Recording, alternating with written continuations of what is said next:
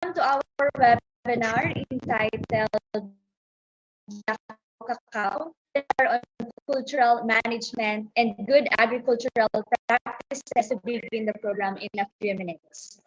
Before anything else, allow me first to introduce myself. I am Sheila Mañares, your webinar host for today. To our participants, do not forget to fill out the attendance through Google form posted in and pinned in the chat box of this Zoom meeting and Facebook Live. May we request as well to like and share the official Facebook page of the Cacao Center for more updates and announcements, especially for the upcoming webinars of the center. Thank you so much.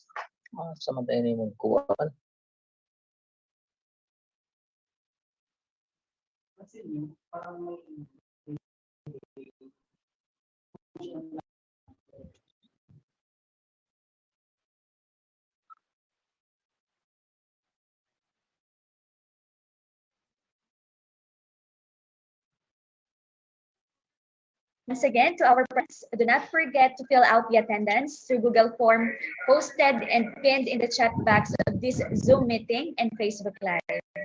Salamat po.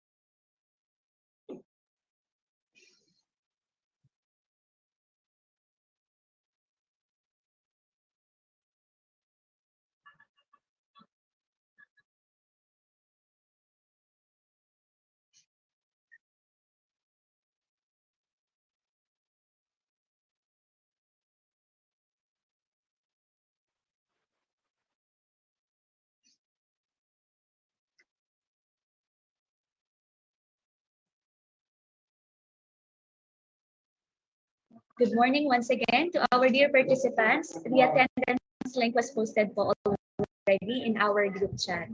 Salamat po.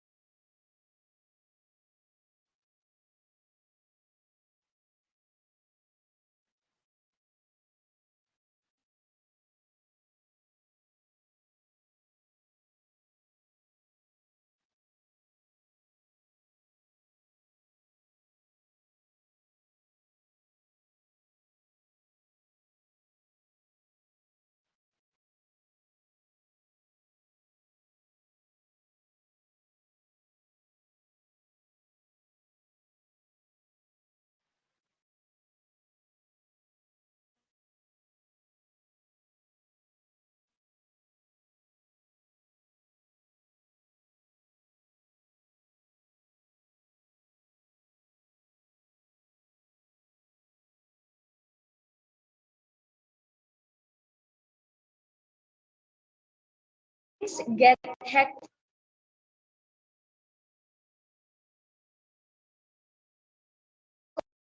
We are also able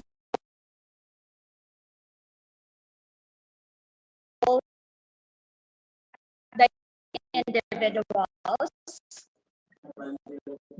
Jot, Lupi, and Libmanan, with all our participants, professors, and respect to our university president, Dr. Alberto N. Apeno, Cacao Director Sir Neil Jan Servidad, and to our resource speaker for today. Once again, taking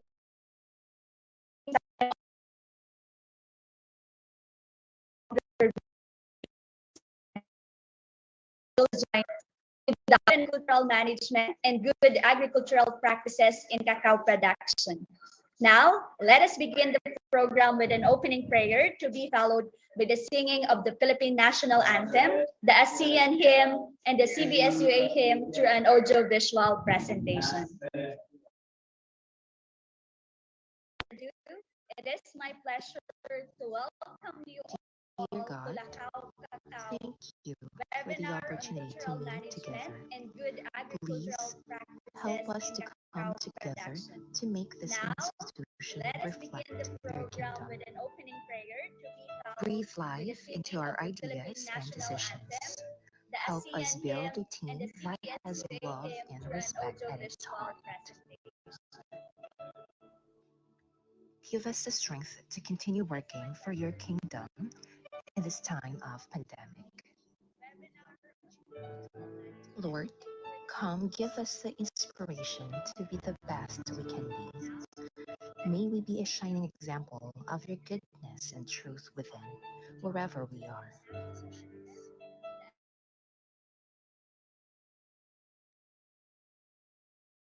Work that we accomplish is for the pursuit of truth for the greater glory of you.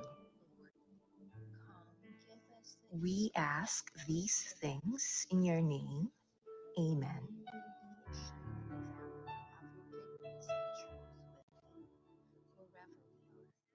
Mga kababayan, ang pambansang awit ng Pilipinas.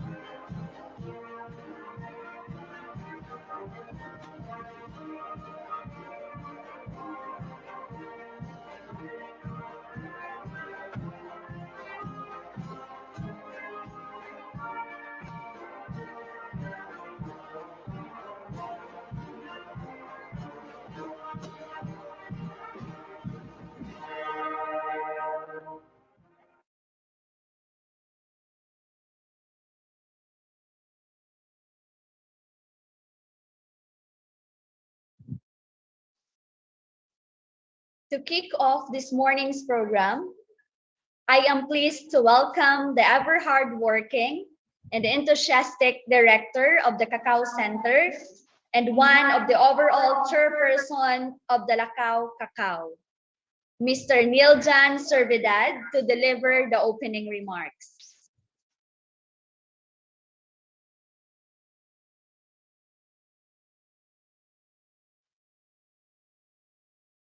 Thank you, Michelle.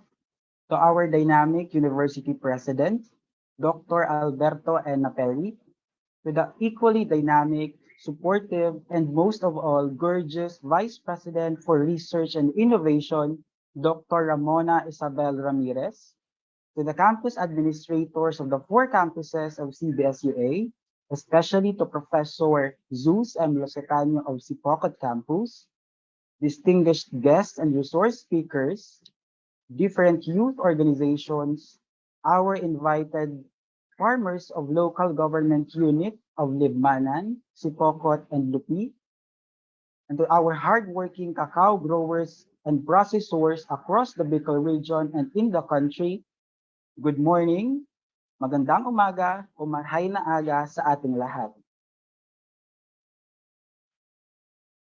Envisioning Bicol region to be one of the hotspot in cacao production is no easy job. Kinakailangan nito ang masigasig na pagpaplano mula sa level ng produksyon hanggang sa pagpuproseso nito. Matyagang pakikipag-ugnayan at pakikipagtulungan sa iba't ibang sektor ng agrikultura.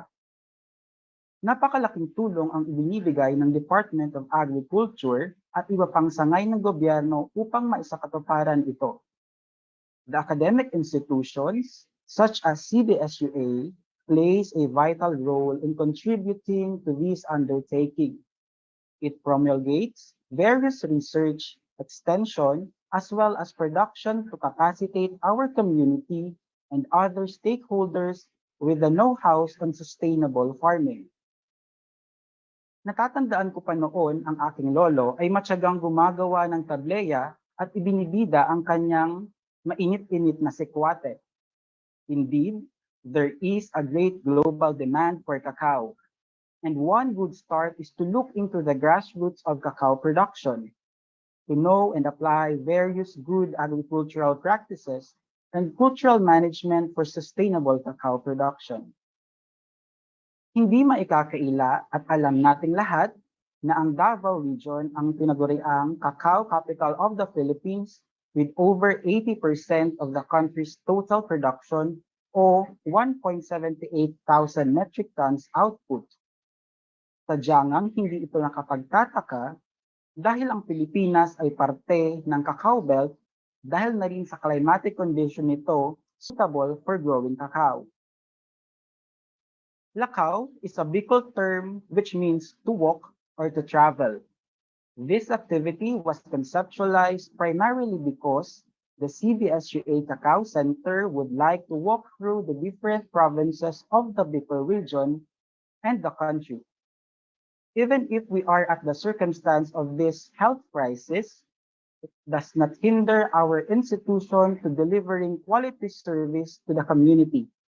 Sabi nga niyan, we have to see situations with a silver lining. It is by this phrase that we explore the possibility of using online platforms to conduct such activities. This would have not been possible without the partnership with the CBSUA Cacao project entitled Strengthening Entrepreneurial and Networking Capacity of Cacao Farmers and Processors in the Bicol region, headed by our very own Dr. Ramirez and her team. The center wishes to extend our chocolate-filled gratitude to our online participants and to each and everyone who took part in coming up with this webinar. Without any further delay, I would like to welcome you all to this two-day webinar on cultural management and good agricultural practices in cacao production. Thank you very much. Thank you very much, sir, for that very warm welcome. Moving on to give us the words that would energize and inspire everyone for our webinar today, let us welcome the ever-supportive University President of Central Bicol State University of Agriculture, Dr. Alberto N. Naperi. Let's give him a virtual applause. Thank you, Ms. Sheila. To Professor Neil Jan Servidad, the Director of the Cacao Center of the Central Bicol State University of Agriculture, who handles the center and is spearheaded this very important event in our university. To the key officials of Central Bicol State University of Agriculture, to the participants of this 2 days event, to our partners, private and government agencies, magandang umaga po sa inyong lahat. Why Central Bicol State University of Agriculture, especially the Cacao Center, is focusing on this activity? You know, if we will try to see the data, the global market report in 2020 is fixed for a very promising industry, that is the cacao industry. You know, it reached $137.599 billion. Hindi pa po natatapos yung taon ng 2020. On October, the figure released by the global market reached that amount. And it is projected to reach to $182 billion industry in 2025.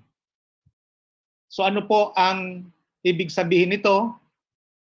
This is a big opportunity for us Filipinos and Bicolanos, that we need to invest in cacao and we need to develop the standards in the production so that we can supply the demands of the market. If we will also take a look the data in the Philippines, the Philippines is just producing around 40,000 metric tons a year of the cacao seeds. And the biggest producer, as stated by our director, Neil Servidad, is the Davao region, producing more than 80% of the total industry in the Philippines.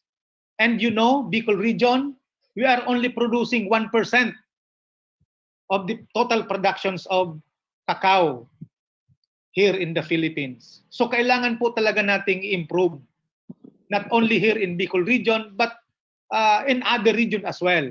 We need to embark and we need to collaborate with others. That's why today we invited several experts that would share their expertise and knowledge on the productions of cacao in order for us to establish at least here in Bicol, to increase our production and would help alleviate the economy of Bicolanos.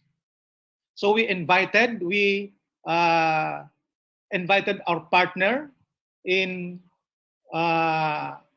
Belgium. We have Professor Hans Distur will be giving a message, and we also invited Director Mary Grace Rodriguez, the Chief Field Office Divisions of the Regional Coordinator, High Value Crops Development Program, and we also invited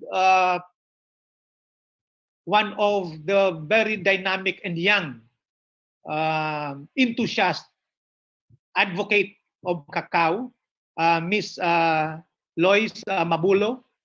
And we have also here with us the experts also in cacao, our very own Professor Boboy Liasol, and also we have also another expert, Dr. Emerson Bergonio.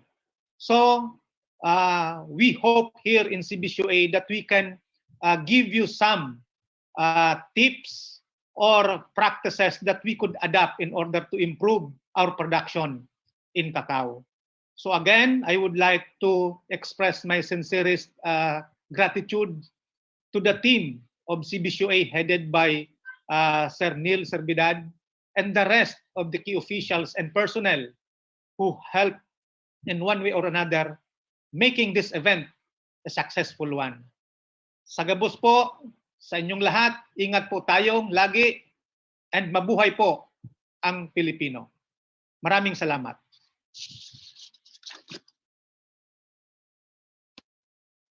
Thank you for that inspiring message from our university president. At this juncture, let us hear another message from Professor Hans Distur from University of Belgium. By the way, Professor Hans is one of our partner in the CBSUA Blair Cacao project. Good morning, sir.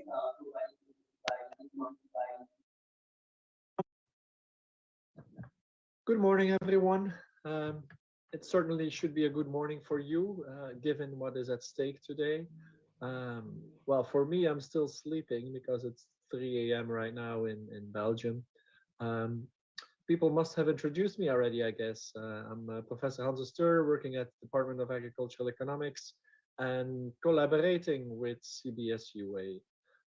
So very happy to share this project on cocoa in Bicol, led by Dr. Monet, and of course supported by your president, Naperi.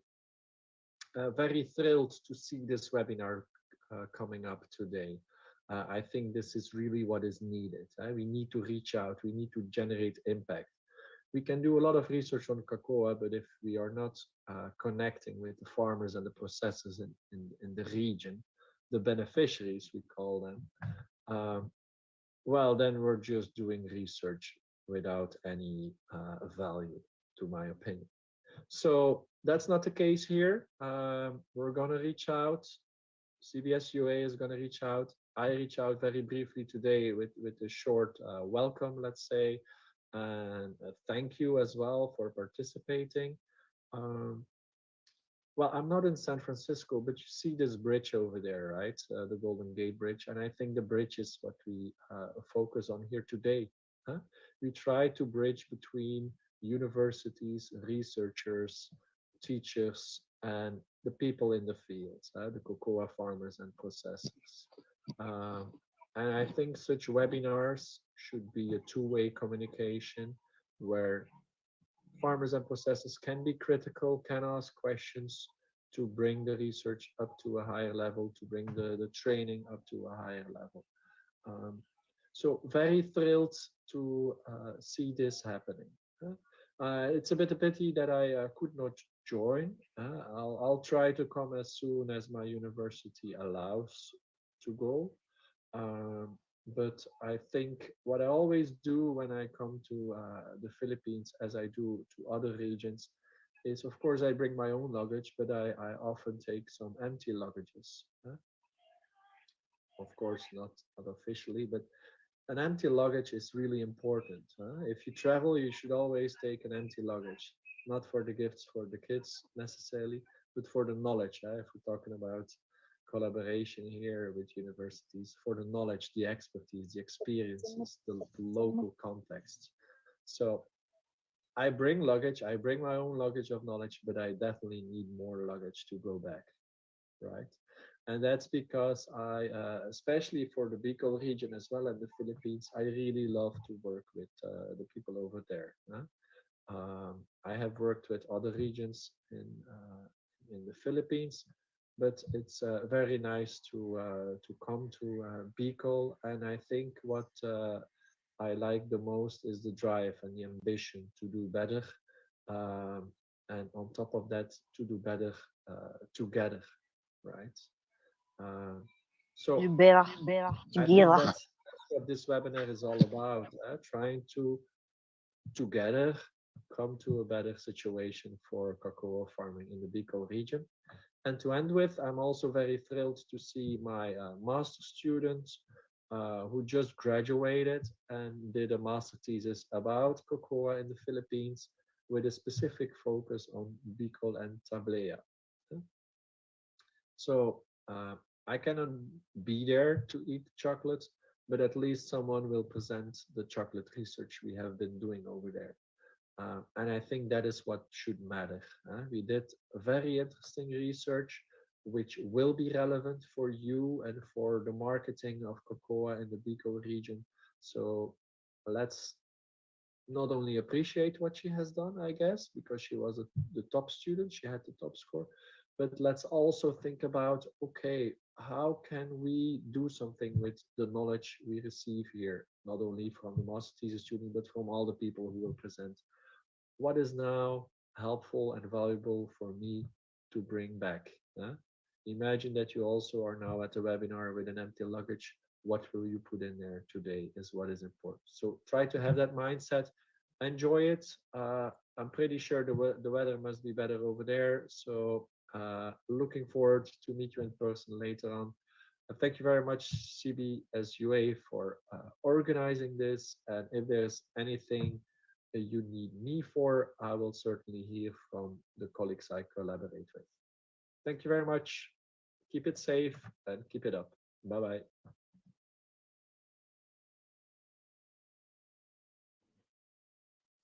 Thank you so much, Professor Hans. And we hope to see you and work with you soon here in our humble university. Now, let us hear another message from Dr. Mary Grace Rodriguez, Chief Field Operations Division and Regional Coordinator of High Value Crops Development Program. Let's give her a virtual applause.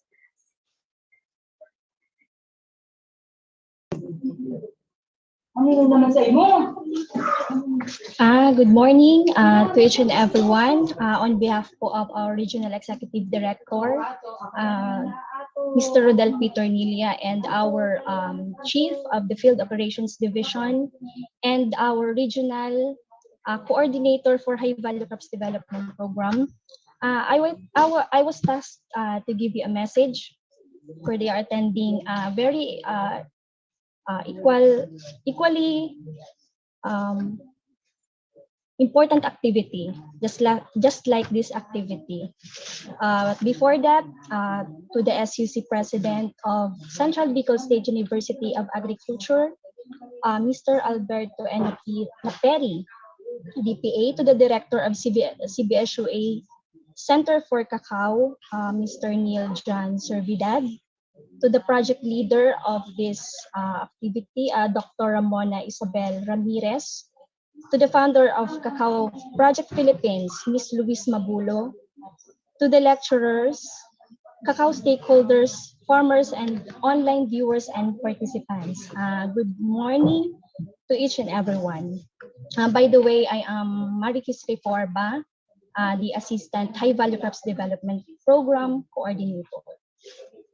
I would like to take this opportunity to thank each and everyone in this activity for the untiring support and eagerness to push and really succeed in cacao industry, especially po to Central Bicol State University for initiating this activity, and to our resilient farmers na kahit na nga po maraming challenges po sa cacao industry ay patuloy pa rin po hindi sumusuko, to our researchers, extension workers, and private sectors and investors na naniniwala po na magtatagumpay po tayo sa industriya. Marami na po tayong na-invest sa cacao. Simula po noong 2010, nung ito po ay na-i-partner po sa PCA through the Pili Development Program na in-intercrop po ito with coconut. At simula po noon na magpatanim tayo ng cacao, sunod-sunod na po yung ating mga interventions na ibinigay, hindi lang po mga planting materials, pati po fertilizer at iba pang interventions such as training and other needs pa po ng ating mga farmers just to continue producing cacao for the development po ng ating industry. At patuloy po rin po tayo nagbigay ng mga interventions at nagsimula po ito noong 2010. Nabanggit ko nga po. Kasama po doon yung pag-conduct po natin ng mga training on cacao production and processing technology for good agricultural practices, and also yung pagbibigay natin ng mga interventions sa pagre-rehab ng ating mga old trees, na isa pa po sa napaka-importanteng intervention, hindi lang po sa pagbibigay natin ng mga seedlings to expand, but also yung mga existing trees natin, ng mga old trees, ay maging productive pa din. Ito po yung mga interventions pong ito, yung nagbibigay tayo ng fertilizer at yung mga production support sa pruning to revive yung mga existing natin na mga trees para maging productive pa po sila at makapagpataas pa po ng production ng mga farmers. Marami na pong mga growers ang kumbaga nawala na ng pag-asa at pinanghinaan na po ng loob, hindi lang po dahil sa mahirap yung pag-grow natin ng cacao. Sabi nga po, nakita natin based sa experience ng ating mga farmers sa pag-grow ng cacao, na it is a sensitive crop that needs tender love and care, para po siyang baby, na kailangan natin dito yung expertise, determination, and patience at the same time kung gusto po natin na magtagumpay po sa industriyang ito. Pero kahit na nga po, ganun ay sinusuportahan pa din po natin yung cacao, lalo na po dito sa Bicol.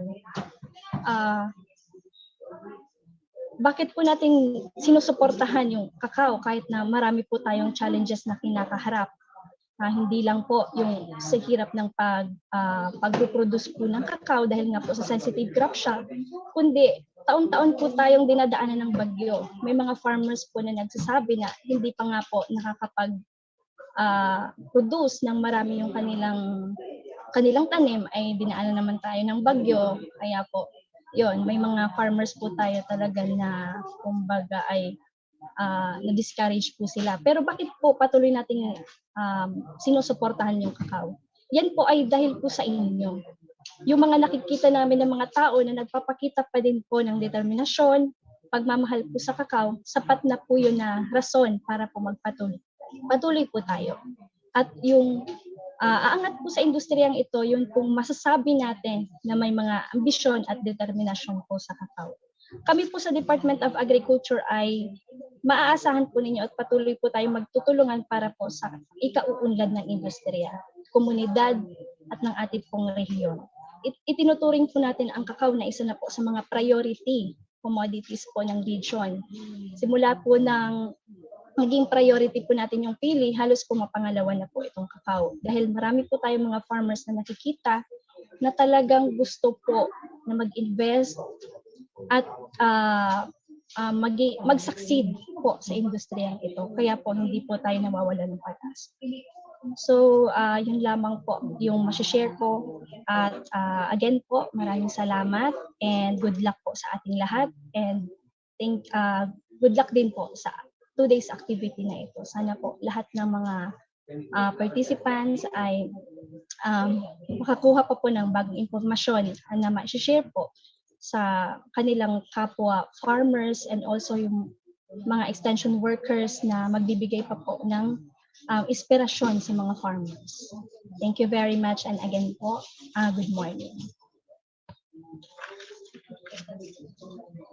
Thank you so much, Dr. Rodriguez, for that valuable message. I think we are all geared for today's webinar, and our participants are all eager to hear an overview of the CBSUA Cacao project entitled Strengthening Entrepreneurial and Networking Capacity of Cacao Farmers and Processors in the Bicol region, Philippines, which will be given to us by the ever dynamic Vice President for Research and Innovation, Dr. Ramona Isabel S. Ramirez. Let's give her a virtual applause.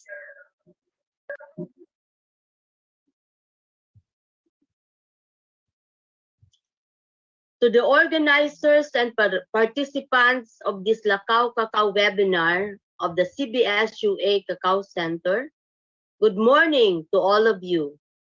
I am Ramona Isabel S. Ramirez, currently the Vice President for Research and Innovation of the Central Bicol State University of Agriculture, and I am the project leader of our University Cacao project in partnership with the University of Ghent. I will be sharing with you basic information about our project.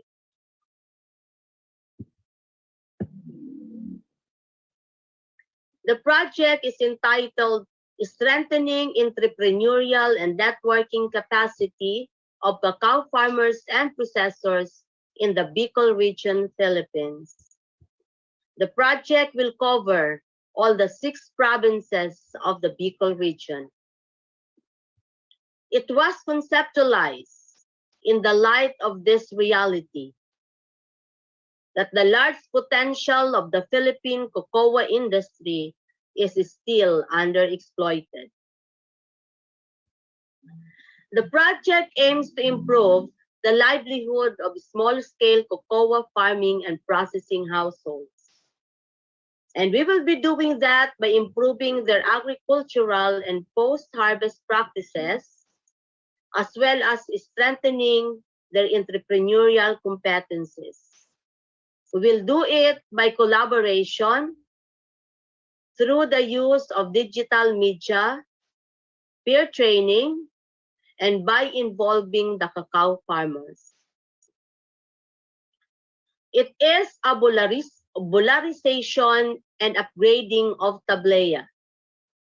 Tablea is cocoa liquor tablets consumed as indigenous high-energy drink.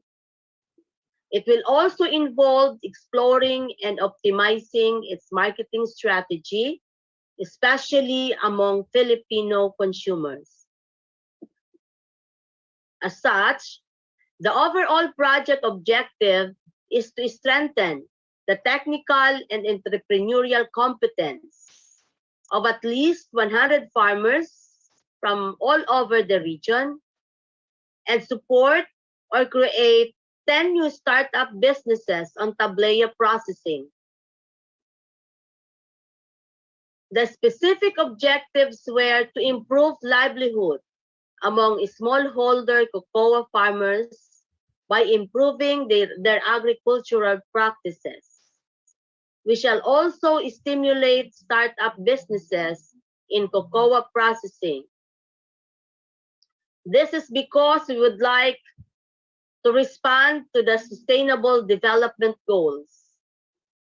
And we shall focus on the Sustainable Development Goals, which is to promote decent work and economic growth and reduce income inequality.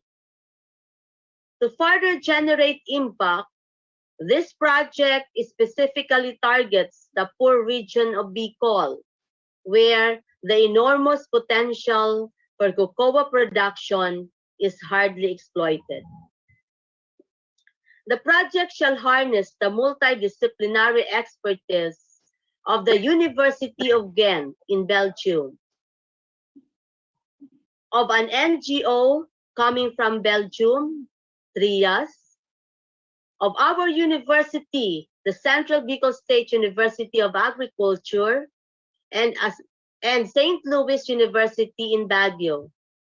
We shall also doing our activities in partnership with the Department of Agriculture. May I share with you the people that man this project. From the University of Ghent, we have the Flemish promoter, Professor Dr. Xavier Galinek, and the Flemish co-promoter, Dr. Hans D. Stewart. From the Central Bicol State University of Agriculture, yours truly is the in charge, Ramona Isabel S. Ramirez as the local promoter.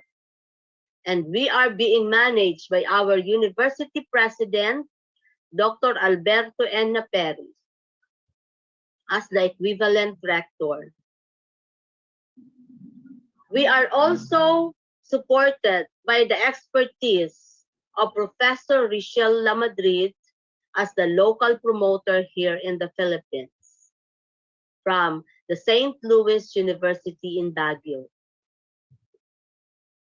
This project are divided into 5 intermediate results, which are considered the interlinked building blocks of this initiative. IR1 is on networking. IR2 is for farmers training. IR3 is business training. IR4 is developing the product. And IR5 will be for marketing. IR1 on networking includes coordination meetings with DA and ATI, as well as on some farmer organizations.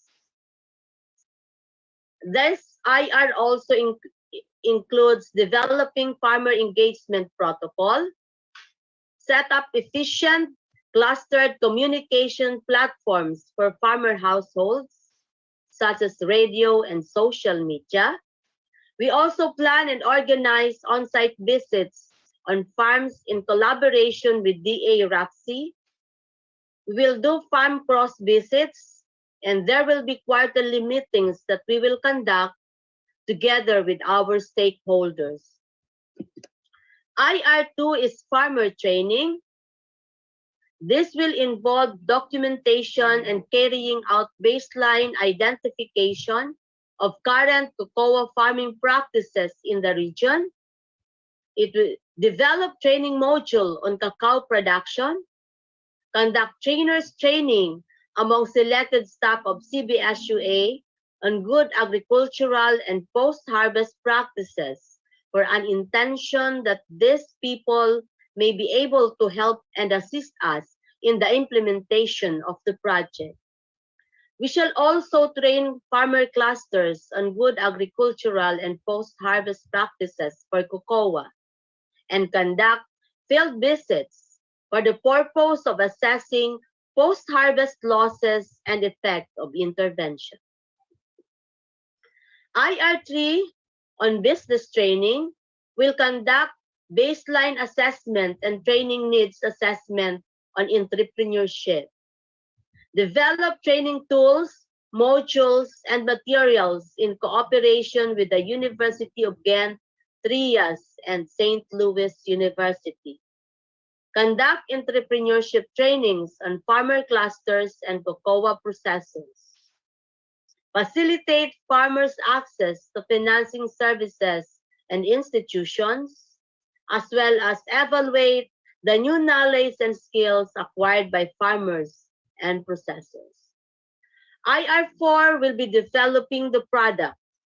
They will conduct sampling and quality analysis of tablea products at marketplaces in Bicol region. They will optimize the tablea formulation and process, optimize tablea sensory analysis and consumer testing, training of sensory personnel, pilot testing, and consumer preference testing. They will determine shelf life and best storage condition of tablea, develop and evaluate appropriate packaging and label, and assess consumer acceptability of final product through sensory and consumer testing. IR5 will be on marketing. We shall develop cocoa marketing strategy and plan. We will create social media accounts and run radio programs to promote tablea. Conduct willingness to pay studies for improved tablea and participate in national and regional cocoa or food festivals to promote the new tablea among consumers. These are the people that are involved in the different intermediate results. Yes, they are our study leaders. Here in CBSUA, yours truly as the project leader and the local promoter of the project. And we have our university president as our lead. IR1 on networking will be facilitated by Professor Arthur B. Estrella. IR2 on farmer training is being manned by Dr. Emerson Bergonio and Dr. Celerino B. Lisol Jr. IR3 on business training is facilitated by yours truly. IR4 on developing the product is being cared of by Professor Julieta M. Casaul and Professor Angeline C. Otilia. IR5 on marketing is being managed by Professor Teresa Bilirag and Professor Edmondo B. Casaol Jr. Developing the product is being cared of by Professor Julieta who are working in the implementation of this project. IR5 on market. Yours truly is the BP for Research and Innovation of CBSUA. Dr. Emerson Bergonio is currently the planning director. Professor Julieta M. Casaul is an expert in food processing and food technology. Professor Maria Teresa Bilirag is a unit head of our research division. Professor Arthur B. Estrella is also a unit head of the CBSUA Research Division. Dr. Celerino B. Lisol Jr. is the campus administrator of the CBSUA Pili campus. Professor Angeline Otilia is a food technology expert. And Professor Edmondo B. Casaul is an expert faculty on entrepreneurship of CBSUA under the College of Economics and Management. Thank you very much to all of you. God bless us all. And we are looking forward to meeting you as we implement this project of CBSUA. God bless us all and be safe always.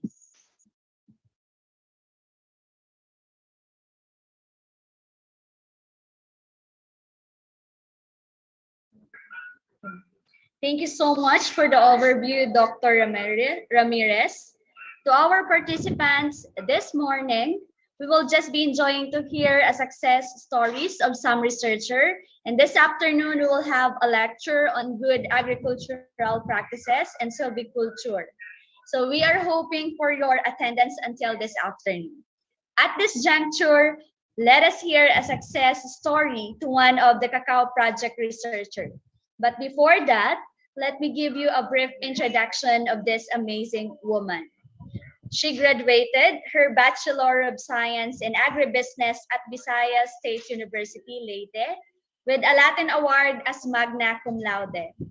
She finished her institutional Master of Science in Rural Development at Gent University and University of Pisa as summa cum laude. She was a Science Research Specialist 1 and became Science Research Specialist 2 last 2019 of Philippine Rice Research Institute in Nueva Ecija. Everyone, let us welcome Miss Josefina Ballesteros to share with us her valuable experiences in cacao farming, which I am sure that will be a source of inspiration to everyone. Good morning, ma'am.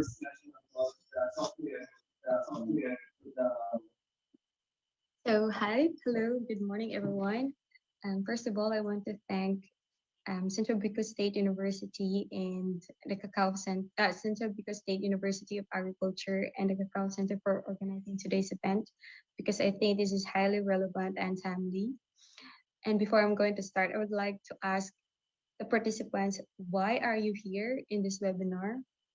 So maybe we have different motivations of why we are attending this webinar. But before that, I'm going to share with you my very first experience with cacao before my research journey, before my thesis. So I remember when I was a kid, so I'm the first grandchild. So there are two things that would likely happen to you if you're the first grandchild. So you will become the apple of the eyes of your grandparents. And also, you will tend to be the first one to take on duties and responsibilities. So I remember that I used to help my grandmother prepare tablea, mold it in order to be sold in her small sari-sari store. But before the tablea would go to the shelf, I remember that she would also ask us to eat the cacao beans, remove the pulp, wash, and dry. So for you, it would sound a little bit ill or unsanitary, but that is how it was. The artisanal way of preparing tablea.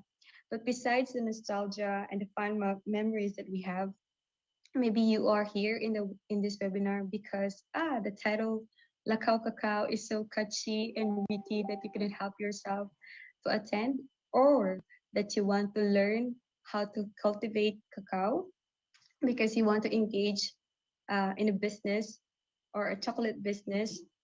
So here comes a bigger question.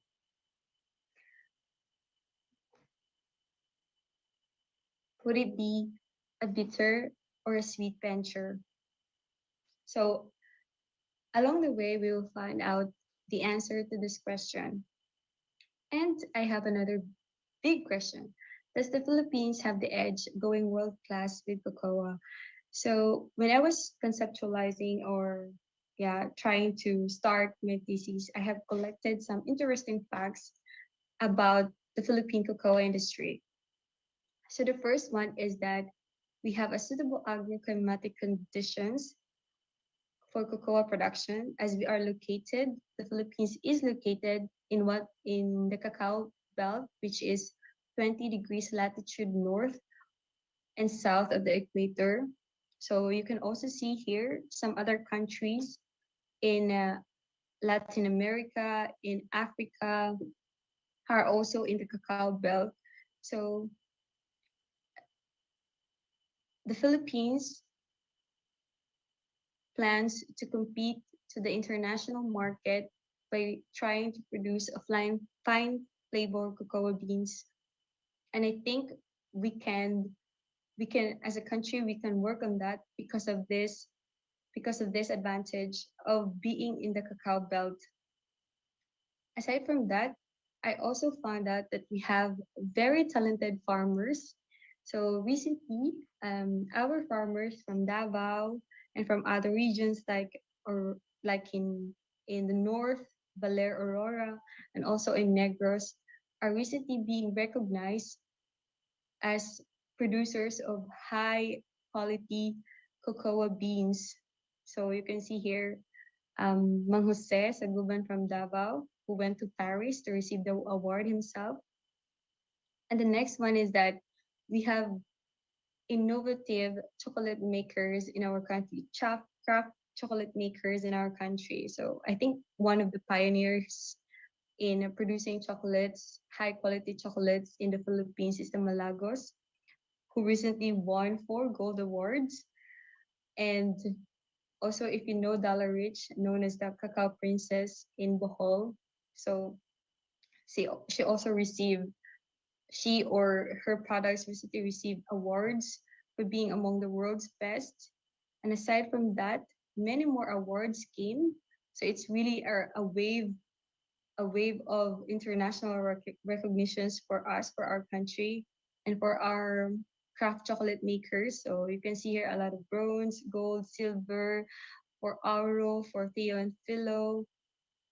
So for me, when I was like reading this, you could be you could be really be proud when you try to realize that, yes, we have this.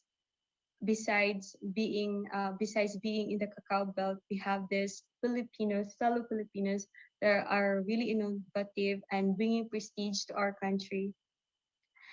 And I think another advantage for us is that we have this long-standing um, love affair with cocoa and chocolate. So the Philippines is said to be the first country in Asia to plant cacao. It was brought to us by the Spanish colonizers during the Manila Acapulco trade in the 1500s to 1800s. So, and we had our first taste of chocolate, or specifically chocolate drink, using the tablea, a Spanish term for tablet.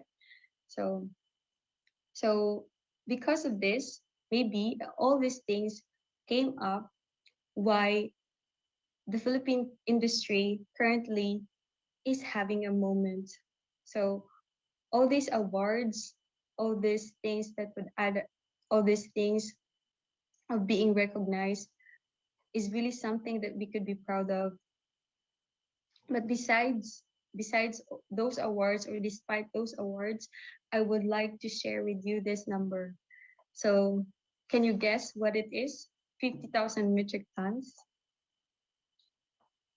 Maybe you would think this is our production. This is the Philippines production, cacao production, annual. But I'm sorry to say that, but this is how much we import cacao products, or cacao beans, or cacao products, just to meet local demand. So how much do we? So according to a recent report, annually we only produce 10,000 metric tons, and most of the time it's less than that, only around 6,000 tons. And also, but what's needed locally is around 40,000 metric tons for our local to produce chocolates.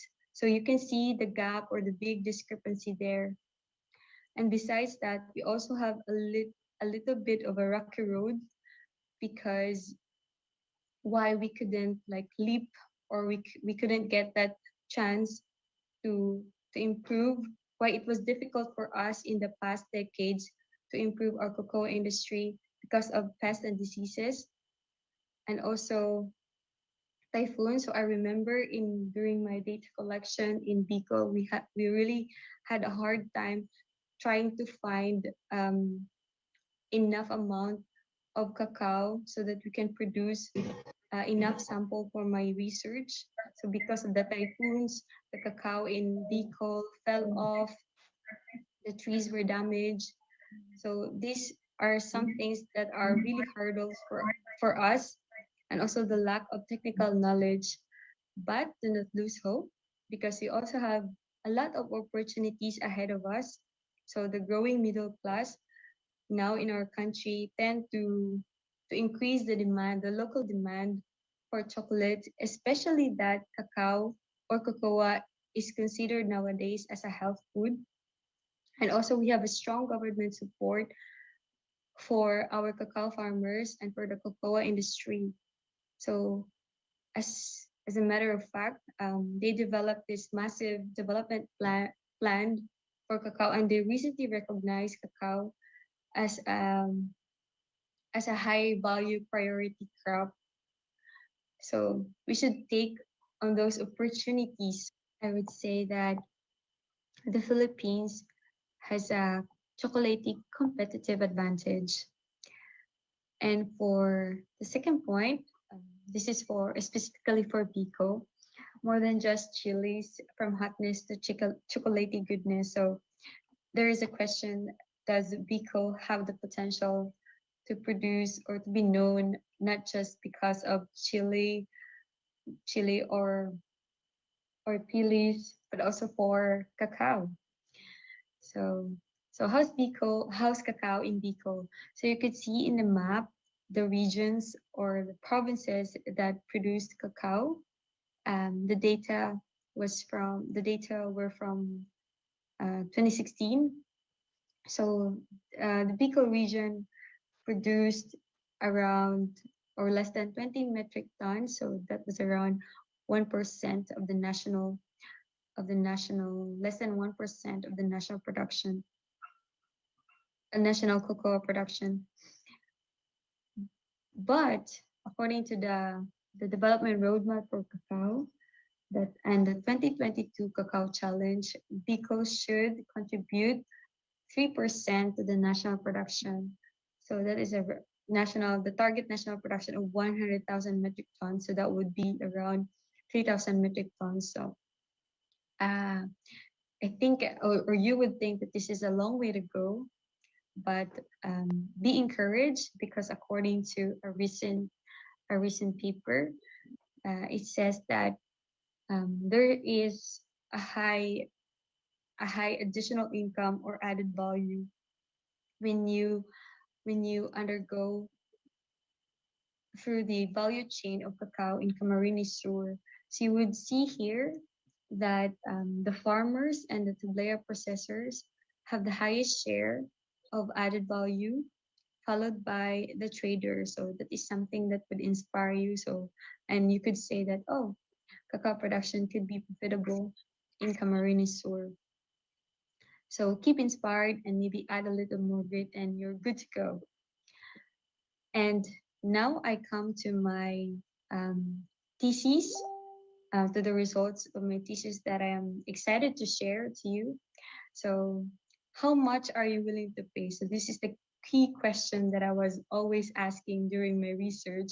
And I think the people in CBSUA, especially the Office of the Vice President of Research and Innovations and Innovation, tend to make fun of me using this or make fun of what we were doing just using this question, how much are you willing to pay? So I'm going to show to you what happened there and what did we get get out of that research. So my thesis was titled Beyond Sensory Cues, the labels that convey quality and reputation influence consumers' willingness to pay, an experimental auction in Peru, Philippine tablea or cocoa liquor. So what do we want to know, or what did we want to know in this research? So we wanted to know if consumers would be willing to pay for more improved versions of tablea variants. And the second one, if there's award and origin labels, because we have been experiencing awards recently, and also we tend to use the origin as a quality signal as well. Like if the tablea is from Davao, it could be good. And the third one, if the sensory cues and the award plus the award origin labels had effect on willingness to pay, and what could be other factors that influence their willingness to ship or their willingness to exchange. You would understand this later: willingness to ship and willingness to pay.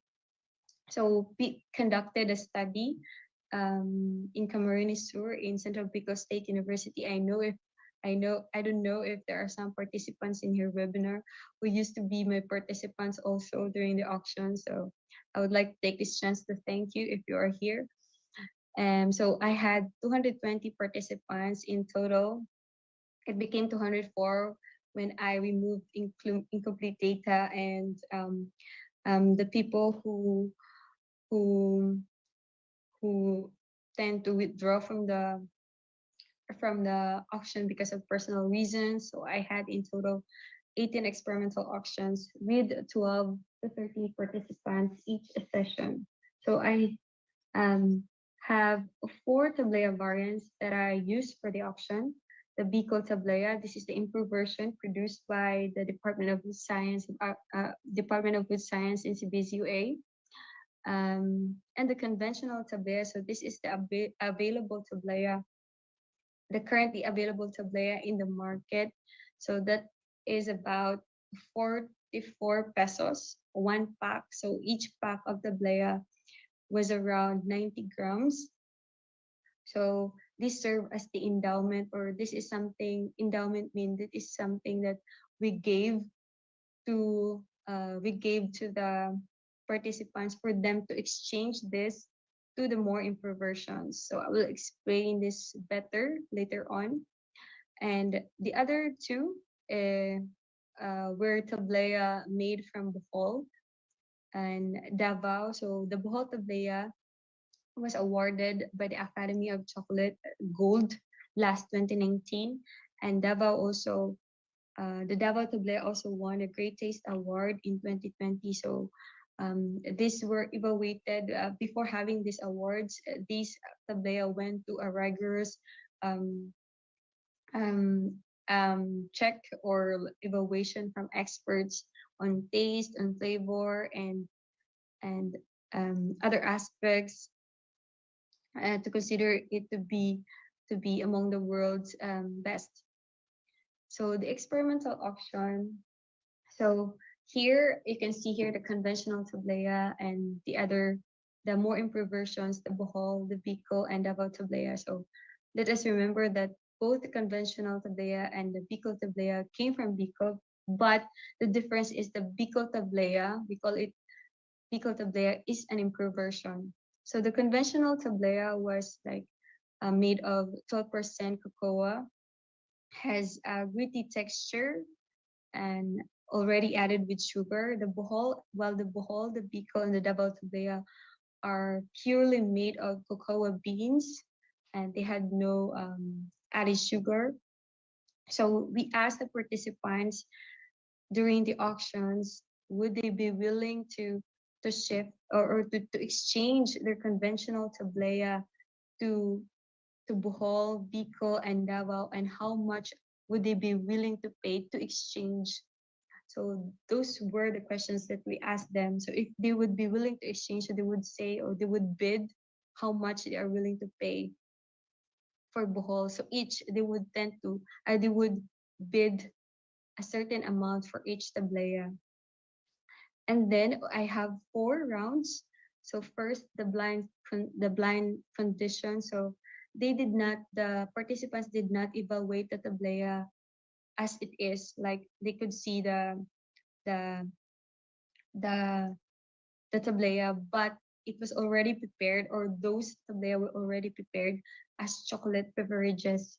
So in the blind condition, or in the first one, they tasted, or they tasted, they evaluate 4 sensory attributes: texture, taste, and chocolate flavor, and overall. So, and then without knowing any information about it, they just tasted it blindly. And in the second or the third one was the introduction of the award and the origin label. So they would see the packaging first, if it's the award label round. So they would see the packaging that Bohol and Davao Tablea had an award.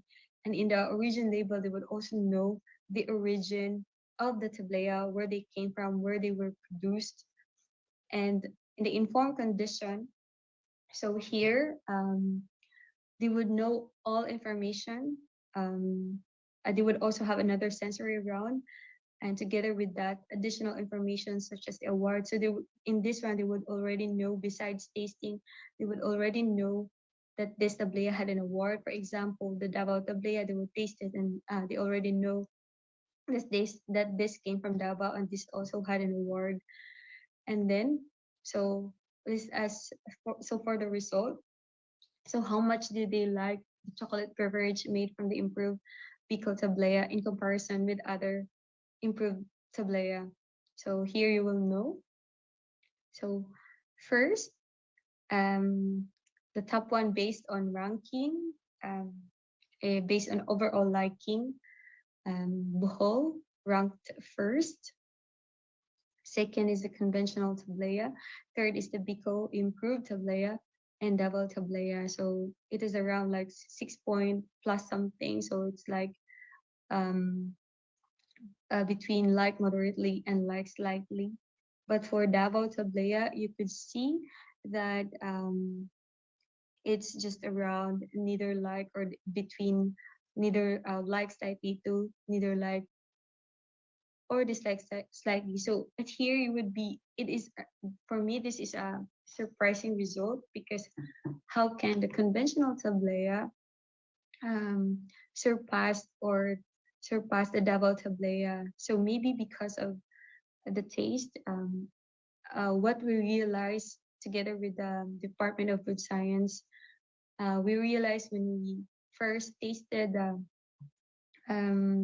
the chocolate beverages by ourselves, that double tablea had a distinct sour taste or acid taste, which is actually a very important component or a very important component of flavor for for the chocolate flavor for for a chocolate. And then but maybe the participants that we have during the auctions that we had in the auctions were used to the sweet taste of tablea and biko, that they tend to dislike that, could be the reason why they dislike the taste uh, less, like they liked less the Davao tablea.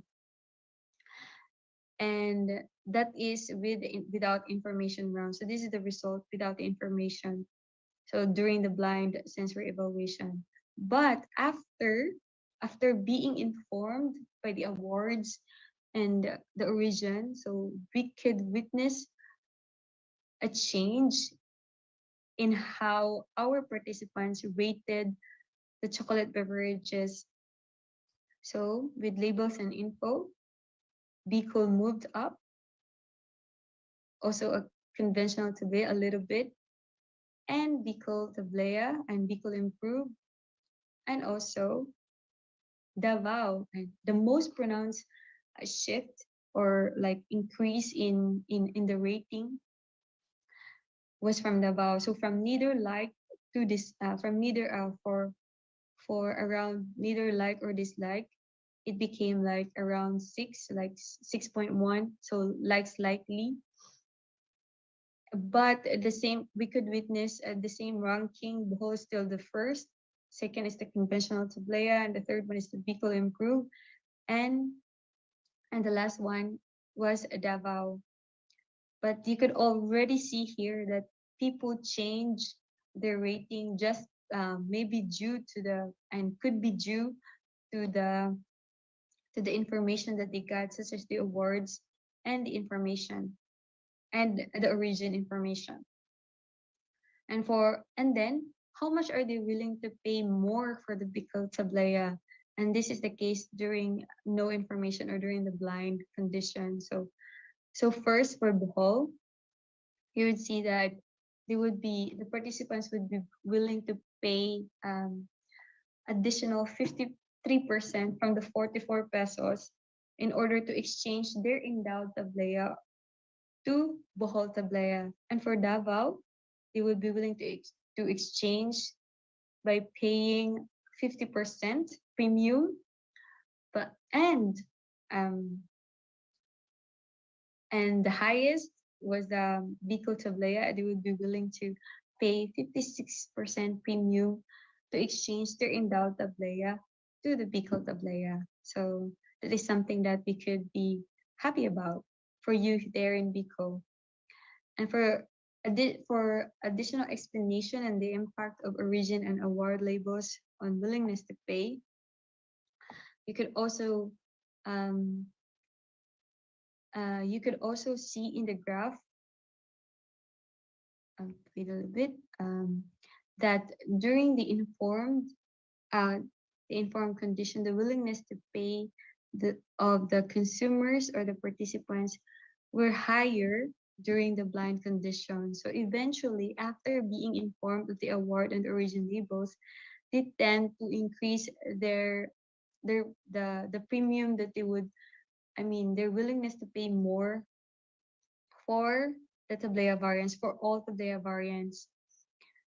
And during the award round, the willingness to pay for Bohol and Davao increased, but for Bicol Tablea it decreased. This is could probably due to the awards that created expectations from the participants. And in the origin round, you could see that the willingness to pay for Bicol Tablea increased and became comparable with Davao. So this is an indication that the participants in Bicol would like to support local food products. And for the last round, um, when they are all informed with the award and origin and the taste and the second sensory round for the tablea, there became no clear difference between of the willingness to pay between variants. So, and further, what influenced the willingness to pay of the participants in each round? So, in the blind condition, in the informed condition, when there was taste, when there were taste or sensory evaluation, taste was um, the most important factor or the most influencing factor for willingness to pay. So if they like the taste, they would bid higher or they are willing to pay more to exchange their endowed tablea or to exchange the conventional tablea to more improved tablea variants. And age also was a factor. So if you are older or if the participants was older by a year, they would tend to have higher willingness to pay. And female, surprisingly, had a lower willingness to pay than male, and possible reasons for this was because maybe female tend to know more um, tend to know more about the prices because female used to be or female according to literature had higher willingness to pay for chocolates, and they said that we as female tend to eat or to consume more chocolates than males. But how come in this research we find a different one that female had low willingness to pay for the improved tablea variants? And possible reasons that I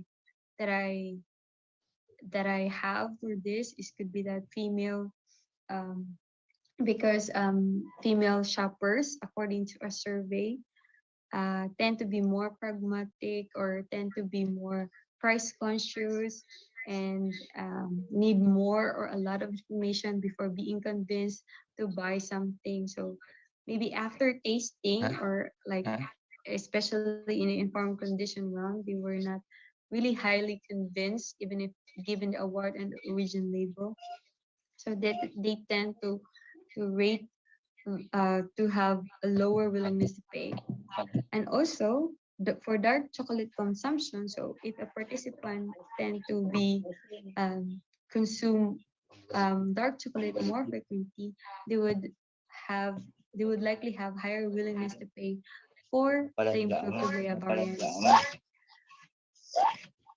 So what made them exchange the conventional tablea to more improved tablea variants? So um, the results says that taste is a consistent motivator for the participants to exchange their endowed tablea and to pay more for the auction tablea. So if they like the taste more than other participants, then they would have higher willingness to pay.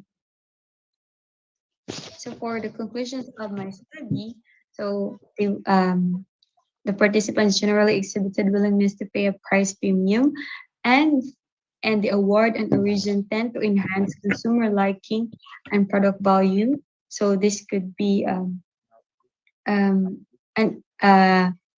so this could imply that award or participating in competitions and having those award labels could improve the product image of of this tablea. So maybe an industry or government initiated local competitions could be a good alternative to international competitions if proven later that international competitions are costlier than local competitions. And for the premium, maybe this could be used for like pricing strategy for our local chocolate makers and for those who would try to invest on like chocolate making. And Bohol Tablea is preferred most, followed by Bicol and Davao in both hedonic and willingness to pay measurements.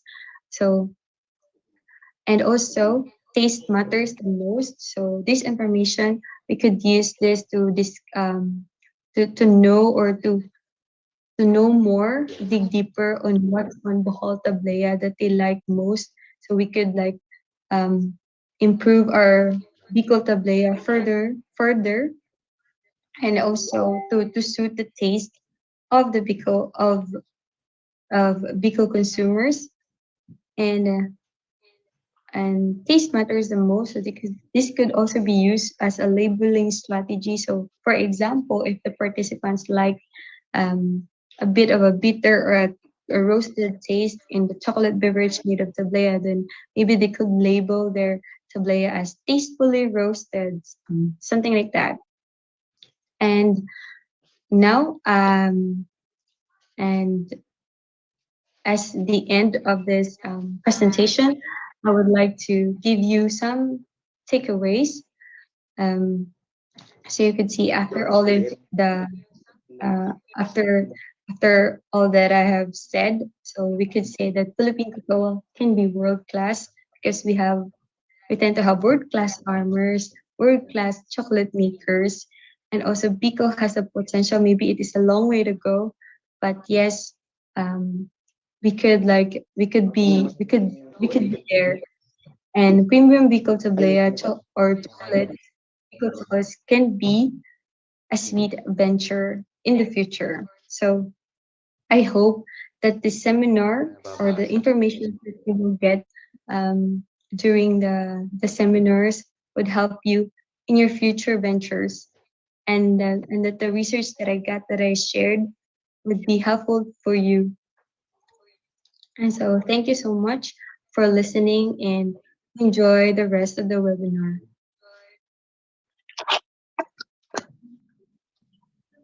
Mura yung pundo napindot ko. Thank you so much, ma'am, for that very informative and inspiring talk. And thank you for sharing with us your bitter and sweet ventures. But before that, we remind our participants that your questions sent in our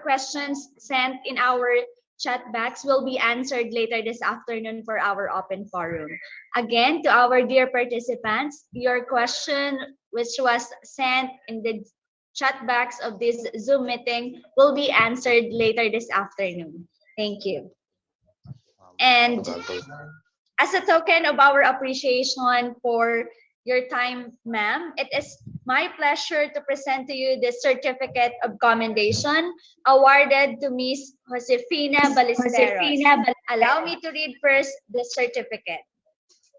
Certificate of recognition is hereby awarded to Josefina Ballesteros for her invaluable time, effort, and support rendered during the Lakaw Cacao webinar on cultural management and good agricultural practices in cacao production, held on September 16, 2021, 9 a.m. to 5 p.m. at Central Bicol State University of Agriculture, Sipocot, Impig, Sipocot, Camarines Sur.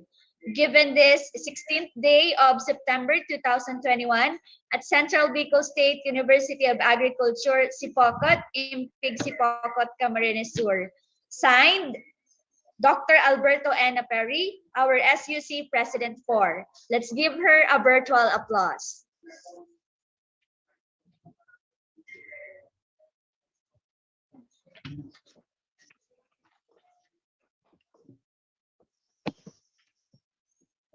Once again, thank you to Ma'am Josefina Ballesteros.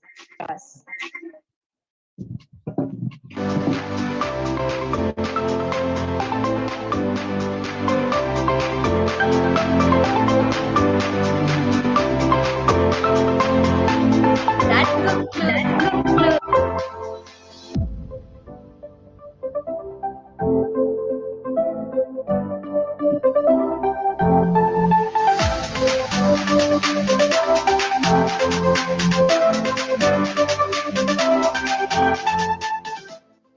That concludes the first part of our webinar.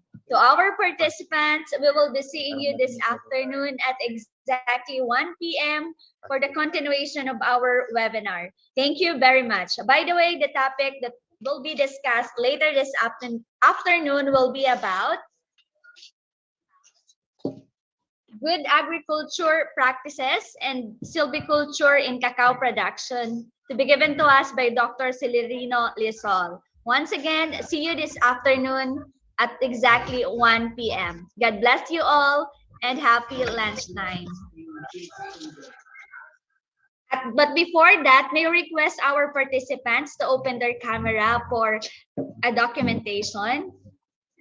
Once again, to our participants, may we request from you to open your camera.